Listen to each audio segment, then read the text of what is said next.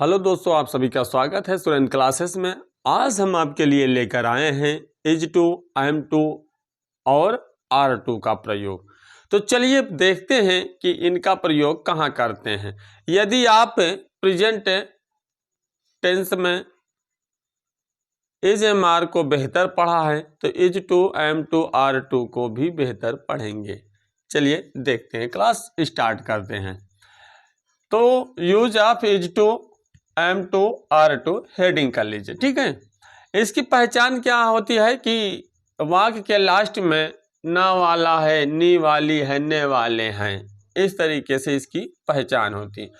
तो इसका हम एक एक करके पढ़ते हैं। एक एक का मतलब अफर्मेटिव, निगेटिव, इंट्रोगेटिव, है ना। चलिए हेडिंग करते हैं, अफर्मेटिव सेंटेंस। अब एग्जाम्पल के माध्यम से समझेंगे कि किस तरीके से हम इस टू, एम टू और आर टू का प्रयोग करते हैं प्रेजेंट टेंस में। तो यहां पर आपको बता दें एग्जाम्पल से पहले इसकी संरचना सूत्र क्या होगी, ठीक है। तो इसका स्ट्रक्चर होगा, यानी इसका सूत्र होगा, सबसे पहले लिखेंगे सब्जेक्ट, फिर सब्जेक्ट के अकॉर्डिंग यहां पे हमें इज टू या एम टू या आर टू, फिर इसके बाद वर्ब का फर्स्ट फॉर्म, इसके बाद यदि कोई आपको ऑब्जेक्ट मिलता है लिख दीजिए, या ऑब्जेक्ट बाद अदर वर्ड कुछ मिलता है तो लिख दीजिए, ठीक है। चलिए तो थोड़ा क्वेश्चन देखते हैं और समझते हैं कैसे। जैसे मान लीजिए मैं आने वाला हूं, मैं आने वाला हूं, तो लास्ट में देखिए ने वाला है ना, ने वाला हूं। देख रहे हैं ना आप, ध्यान ध्यान से देखना। तो ने वाला है, ना वाला हूं, है ना, नी वाली है। अगर ऐसे शब्द जिस वाक्य के लास्ट में मिलेंगे तो ये मान लेना कि प्रेजेंट टेंस में इज, एम, आर की जगह पर इज टू, एम टू और आर टू का प्रयोग किया जाता है, ठीक है।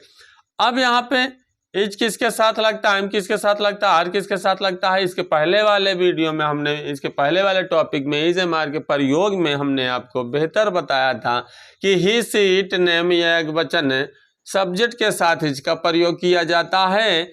यू, वी, दे या बहुवचन सब्जेक्ट के साथ आर का प्रयोग किया जाता है। आई के साथ एम का प्रयोग किया जाता है, क्योंकि आई क्या होता है, सेमी प्रोनाउन होता है, इसलिए वो एक वचन में भी होता है, बहुवचन में भी होता है, लेकिन प्रेजेंट में वो अकेला ही रहता है, ठीक है।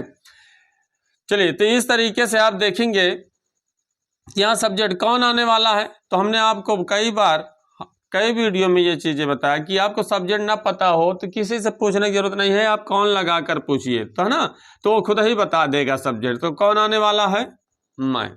तो यहाँ सब्जेक्ट क्या हो गया, आई। तो आई के अनुसार क्या लगेगा, अभी आपको बताना कि आई के साथ क्या लगता है, आई एम। आई के साथ क्या लगेगा, आई एम।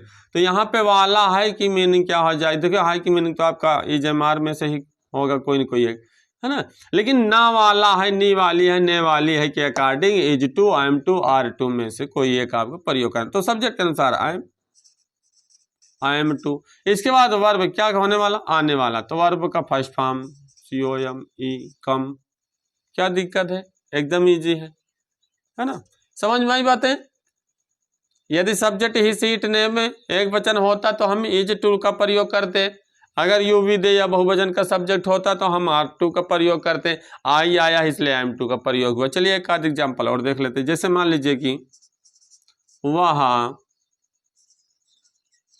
खाना खाने वाली है, तो देखो ने वाली आया, क्या आया, ने वाली। तो अभी आपको हमने क्या पहचान बताया कि ने वाली है, ना वाला है ना, ने वाला हूँ, इस तरीके के वाला वाली वाले करके आता है वाक्य, तो याद रखना प्रेजेंट में हम इज टू, एम टू और आर टू का ही प्रयोग करेंगे, इसके अलावा और किसी का प्रयोग नहीं करना। ठीक है, तो यहाँ देखिए आने वाले आदि ना, वह खाना खाने ने वाली है, तो यहाँ पे स्त्री, इसलिए वह की मीनिंग क्या हो जाएगी सी। तो यहाँ पे देखिए क्या हो जाएगा सी के अनुसार, इज लगाओगे, क्या लगाओगे, आर लगाओगे। तो अभी आपको हमने बताया कि ही सीट नेम, ही सीट नेम, ही सीट नेम या एक वचन सब्जेक्ट के साथ इज टू का प्रयोग होगा, है ना। तो यहाँ क्या हो जाएगा, वह की मीनिंग सी, इज टू, फिर इसके बाद क्या करने वाली, खाने ना, तो यहाँ पे खाने क्या हो जाएगा, ईट, वो ऑटोमेटिक इन्फिनेटिव बन जाता है, ये देख लीजिए। इन्फिनेटिव सदैव सदैव क्या होती है, इन्फिनेटिव हिंदी सदैव ना नी ने से ही निकलती है। क्या खाने वाले है, तो ऑब्जेक्ट की जगह क्या है, खाना, तो क्या हो जाएगा, फूड। ठीक है, क्लियर। चलिए इसका निगेटिव सेंटेंस देख लीजिए, यदि निगेटिव होगा तो क्या होगा। अगर हम इसको निगेटिव में अनुवाद करना हो हमें, तो हम कैसे करेंगे, तो थोड़ा सा शॉर्ट में समझते हैं। सूत्र क्या होगा, सब्जेक्ट होगा, फिर यहाँ पर क्या हो जाएगा, is, I am, are to plus verb का फर्स्ट फॉर्म ऑब्जेक्ट। ध्यान समझना, इज है to, I am to, are to का प्रयोग है, लेकिन जो टू होता है वो सदैव वर्ब के फर्स्ट फॉर्म से पहले ही रहेगा।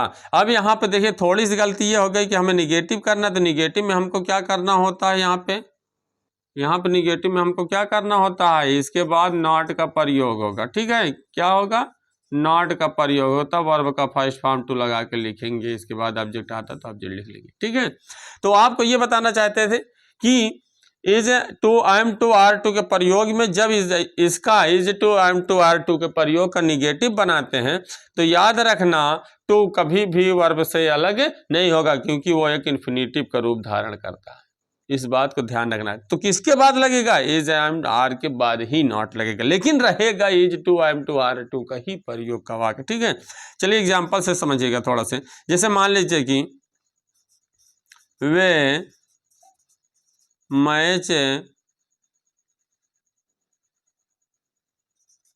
नहीं खेलने वाले हैं, तो सबसे पहले समझो ने वाले हैं, मतलब is to, am to, are to का प्रयोग सबसे पहले पहचान चेक करो। ठीक है, इसके बाद देखिए क्या, वे मैच नहीं खेलने वाले, तो वे का क्या हो जाएगा, कौन नहीं खेलने वाले, वे यानी दे, है ना। तो दे के साथ क्या लगाएंगे, अभी जस्ट आपको हमने बताया बार बार कि यू भी दे या बहुवचन, यू भी दे या बहुवचन, यू भी दे या बहुवचन, सब्जेक्ट के साथ क्या लगता है, आर। ठीक है, तो यहाँ क्या हो जाएगा, अब यहाँ डायरेक्टली आप आर टू नहीं लिख देना। ठीक है, याद रखना जब कभी भी to, I am to, are to का निगेटिव बनाएंगे तो वहां पे क्या होगा, वहां पर इज, आई एम, आर के बाद ही नॉट लगेगा, तब इसके बाद अर्थात कहने का मतलब is to, I am to, are to के बीच में नॉट लग जाता है। अपनी भाषा में भी इस तरीके से समझ सकते हैं कि यदि is to, I am to, are to के प्रयोग वाले वाक्य में नहीं शब्द आता है अर्थात निगेटिव होता है, तो उसका ट्रांसलेट करते, अनुवाद करते समय is to, I am to, are to के बीच में नॉट लिख देते हैं। ठीक है, इस बात को चाहो तो अपने तरीके से भी नोट कर सकते हो। तो दे आर नॉट टू क्या, खेलने ने। ठीक है, तो यहाँ क्या हो जाएगा, प्ले। ठीक, क्यों, क्योंकि इन्फिनेटिव का भाव देखो, खेलने का भाव देखो यहाँ पे पूर्ण हो रहा। ठीक है, क्या खेलने, the match. Clear, they are not to play the match, इसका मतलब वे मैच नहीं खेलने, यानी इन्फिनेटिव का निगेटिव हो गया, नहीं खेलने वाले हैं। ठीक है, चलिए अब आगे पढ़ते हैं इसका इंट्रोगेटिव सेंटेंस, यस या नो टाइप क्वेश्चन। चलिए समझते हैं कि is to, am to, are to का इंट्रोगेटिव हम यस या नो टाइप का वाक्य मिल जाता है तो किस तरीके से अनुवाद करेंगे। तो सबसे पहले शॉर्ट में थोड़ा समझते हैं स्ट्रक्चर्स क्या होगा। यहाँ पे is, I am, are subject, फिर यहाँ पे टू होगा, फिर वर्ब का फर्स्ट फॉर्म होगा, यदि ऑब्जेक्ट आता है तो लिख लेंगे। ठीक है, यदि ऑब्जेक्ट आता है तो लिख लेते हैं। चलिए ध्यान देना, अभी आपको हमने बताया था जस्ट है ना, क्या कि इज टू एम टू का प्रयोग है तो, लेकिन अगर उसका निगेटिव बनेगा तो वहां पर यहाँ पर आपका इज एम आर के बाद नॉट लगेगा। तो इसी तरह ठीक इंट्रोगेटिव में भी होता है। यदि is to am to are to का प्रयोग का वाक्य यदि इंट्रोगेटिव है, अर्थात क्या से शुरू होने वाला है, अर्थात हेल्पिंग वर्ब से शुरू होने वाला है ना, या अर्थात लिंकिंग वर्ब से शुरू होने वाला वाक्य होगा, तो याद रखना एक बात आप गांठ मान लीजिए, एक बात आप याद कर लीजिए कि is to am to are to के प्रयोग में निगेटिव बने चाहे इंट्रोगेटिव बने, ठीक है, निगेटिव बने या फिर इंट्रोगेटिव बने, अफर्मेटिव में तो रहता ही है साथ में, लेकिन तीनों में आप देखेंगे कि टू सदैव वर्ब के फर्स्ट फॉर्म से ठीक पहले होता है। किससे पहले? टू वर्ब के फर्स्ट फॉर्म से ठीक पहले होता है, वो उसको छोड़कर नहीं जाएगा, ठीक है। जैसे मान लीजिए कोई भी छोटा बच्चा है 1-1.5 साल का, तो क्या करता है वो 10-15 मिनट के लिए भले ही आपके पास हो, लेकिन वो अपनी माँ को नहीं छोड़ता, तो 10-5 मिनट बोला अफर्मेटिव में, है ना, बाकी और आप देख रहे हैं। चलिए एग्जाम्पल देखिए, जैसे मान लीजिए आया, क्या मोहन पतंग बनाने वाला है, तो देखिए सबसे पहले पहचानिए ने वाला है ना, इसका मतलब is to am to are to का प्रयोग है, लेकिन काहे से शुरू हुआ है? क्या शब्द से। तो अगर क्या शब्द से शुरू होता है तो क्या की अंग्रेजी हम यहाँ पे नहीं लिखते हैं, इसकी जगह पे क्या लिखेंगे? इज एम आर लिखेंगे, इज एम आर, और टू को कहाँ छोड़ आए हैं? और उससे ठीक पहले, ठीक है। तो यहाँ क्या हो जाएगा? किसके अनुसार? मोहन, मोहन क्या नाम है, इसलिए यहाँ क्या हो जाएगा? इज, ठीक है, इज एम आर में इसको एक लगा। इसके बाद सब्जेक्ट कौन बनाने वाला है? मोहन, तो यहाँ पे क्या हो जाएगा? मोहन। अब मोहन क्या करने वाला है? बनाने वाला है, तो बनाने का मतलब मेक होता है, तो टू मेक। क्या बनाने वाला है? पतंग, अर्थात ऑब्जेक्ट। तो इस तरीके से आप पूछ करके अनुवाद कर सकते हैं, किसी से पूछने की जरूरत नहीं है। आप वाक्य से ही पूछोगे, कौन बनाने वाला? मोहन। मोहन क्या करने वाला? बनाने वाला। क्या बनाने वाला? पतंग। देखो, है ना। तो कौन लगा के पूछोगे या किसने लगा के पूछोगे? सब्जेक्ट बोलेगा। अगर क्या कर लगा के पूछोगे तो वर्ब बोलेगा, है ना। और अगर ऑब्जेक्ट लगा के क्या लगा के पूछेंगे तो ऑब्जेक्ट बोलेगा। यानी जो जहां होगा तुरंत बोलेगा। जैसे मान लीजिए क्लास में अटेंडेंस ली जाती है ना, तो जिसका नाम बोला गया वही बोलेगा कि दूसरा बोलेगा? वही बोलेगा ना। तो ठीक उसी तरह वाक्य में भी है। चलिए, तो यहाँ पे ऑब्जेक्ट जगह पे क्या हो गया? काइट, तो यहाँ पे द काइट लिख सकते हैं, ठीक है। लेकिन लास्ट में याद रहे क्वेश्चन मार्क जरूर रहेगा, ठीक है। क्लियर। चलिए अब इसका जो है पढ़ लेते हैं। डब्ल्यू टाइप है। डब्ल्यू टाइप किस तरीके से पूछा जाता है, यानी कब क्यों कैसे कहाँ लगाकर, कब क्यों कैसे कहाँ लगाकर, इसका स्ट्रक्चर से कैसे होगा थोड़ा शॉर्ट में समझते हैं, है ना। सबसे पहले क्वेश्चन वर्ड होगा, फिर इसके बाद वही जैसे आप यस या नो टाइप वाले में देख रहे हैं, इज एम आर होगा, फिर इसके बाद सब्जेक्ट होगा, फिर इसके बाद क्या होगा? टू प्लस वर्ब का फर्स्ट फॉर्म, है ना। इसके बाद यदि ऑब्जेक्ट आता है तो ठीक है, नहीं आता तो कोई बात नहीं, अपना नाम मत लिख देना। देख रहे हैं बिल्कुल क्या है, हो बहु एकदम ऐसे, थोड़ा सा फर्क है कि क्वेश्चन वर्ड, लेकिन यहाँ पर क्या है? इज एम आर लिखा गया क्या क्या स्थान पे, और यहाँ पे इज एम आर एक हेल्पिंग वर्ब की तरह काम कर रहा है, ठीक है। चलिए एग्जाम्पल से समझते हैं। जैसे मान लीजिए वह आज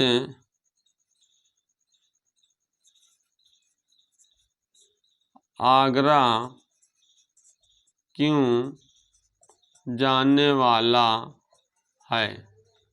जैसे मतलब कोई क्वेश्चन है, पूछ दे वह आगरा आज क्यों जाने वाला है, कल भी जा सकता है ना, तो पूछा जा सकता है। तो आपको हमने पिछले वाले भी वीडियो में बताया था कि अगर क्वेश्चन है तभी उसका आंसर है, क्वेश्चन नहीं है तो उसका आंसर नहीं है, ठीक है। क्वेश्चन है तो उसका आंसर है, अगर अफर्मेटिव है तो उसका इंट्रोगेटिव है। अब ये मत सोचना कि इंपरेटिव में सर जी नहीं होता है, तो हमने उसको भी पहले ही बता दिया था, उसमें अफर्मेटिव निगेटिव भी पाए जाते हैं, है ना। चलिए, तो यहाँ देखिए सबसे पहले हम क्या करेंगे, यदि is to am to are to के प्रयोग में यदि पहचानो ने वाला है, मतलब is to am to are to का प्रयोग है, अगर इसमें कब क्यों कैसे लगा के पूछा जाता है क्वेश्चन, तो सबसे पहले उसकी हम अंग्रेजी लिखते हैं। तो ये क्वेश्चन बढ़ाए क्यों, है ना, इसकी अंग्रेजी सबसे पहले लिखेंगे, तो क्या हो जाएगी? वाई। फिर इसके बाद हम इस एमआर का प्रयोग किसके अनुसार करेंगे? सब्जेक्ट के अनुसार। किसके अनुसार करते हैं? सब्जेक्ट के अनुसार करते हैं।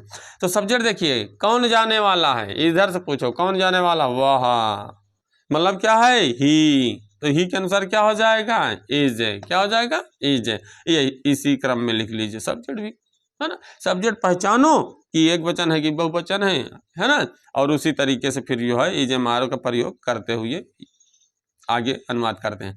चलिए, तो यहाँ क्या हो गया? क्वेश्चन वर्ड हमने लिखा, फिर इसके बाद यहाँ पे इज एमआर सब्जेक्ट के अनुसार लिखा, सब्जेक्ट भी हमने लिख लिया। अब इसी से पूछते हैं वह क्या करने वाला है? जाने वाला है। क्या करना है? जाने वाला। तो यहाँ क्या हो जाएगा? To go. अब कहाँ जाने वाला है, यानी क्या जाने वाला तो नहीं है ना, कहाँ जाने वाला है? आगरा। तो गो टू आगरा। कब? आज। तो यहाँ पे टुडे कर दीजिए, लेकिन याद रहे क्वेश्चन मार्क जरूर रहेगा, ठीक है। इस तरीके से हमने आपको जो है is to, am to, are to का प्रयोग पढ़ा है। यदि आपको, हम तो आशा करते हैं कि आपको बेहतर समझ में आया होगा। फिर भी यदि आपको अगर कहीं कन्फ्यूजन रहा हो, कहीं समझ में ना आया हो, या फिर समझ में आया भी हो, आप एक्सरसाइज कर रहे हो, एक्सरसाइज करते समय यदि कोई क्वेश्चन है आपको लगे कि हम नहीं कर पाएंगे, हमारे लिए कठिन है, तो क्वेश्चन को कमेंट के जरिए भेज करके आप हमसे आंसर ले सकते हैं। हम आपके प्रश्नों का उत्तर देने के लिए सदैव तत्पर रहेंगे। और यदि आपको ये वीडियो पसंद आया हो, हमारा पढ़ाने का तरीका पसंद आया हो, तो वीडियो को लाइक और सब्सक्राइब करना मत भूलना। धन्यवाद।